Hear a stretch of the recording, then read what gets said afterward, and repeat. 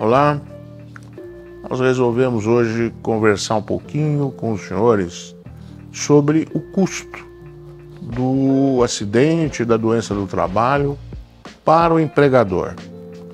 Sabemos e dissemos recentemente que o custo do Brasil é enorme, até porque o Brasil é o quarto colocado em número de acidentes do trabalho, o segundo colocado nos países do G20. Sabemos também que a Previdência Social gasta um valor enorme com benefícios previdenciários por conta de acidentes, e que a cada R$1 gasto no custeio desses benefícios, a sociedade em si gasta mais 4. Quanto será a parte do empregador?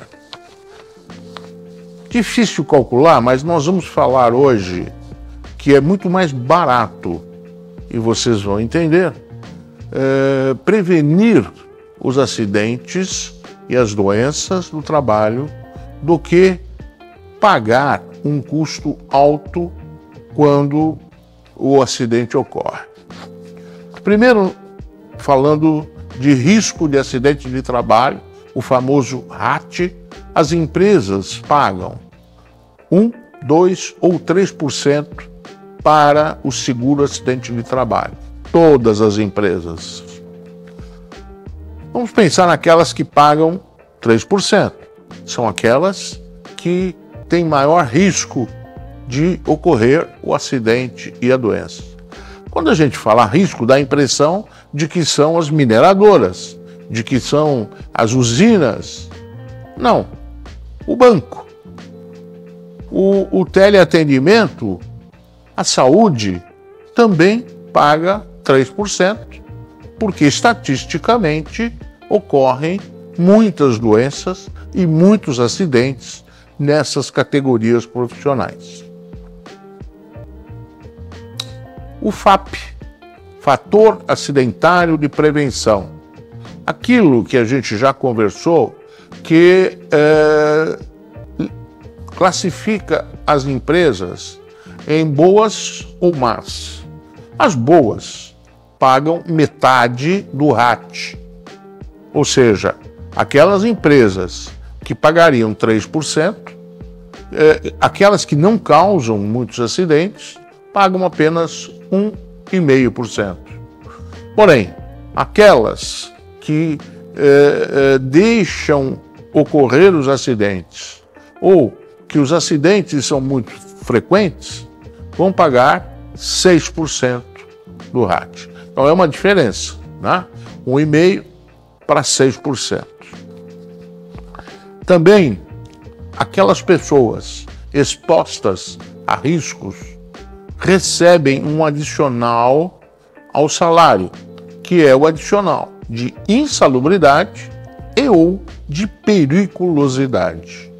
Então, quem está exposto a um agente nocivo ou quem está exposto a um risco iminente de morte recebe um valor pelo risco, né? Um valor proporcional ao seu salário.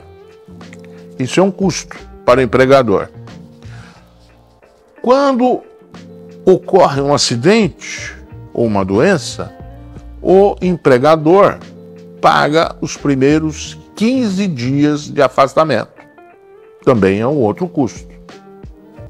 Quando esse trabalhador retorna, ele tem uma estabilidade no emprego de 12 meses, ou seja, ele não pode ser demitido antes de 12 meses.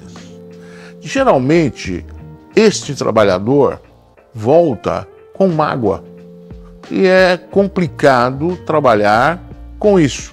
Mágoa, às vezes, por ter ocorrido uma negligência, por ter sido não ter sido evitado alguma coisa que poderia ser evitada.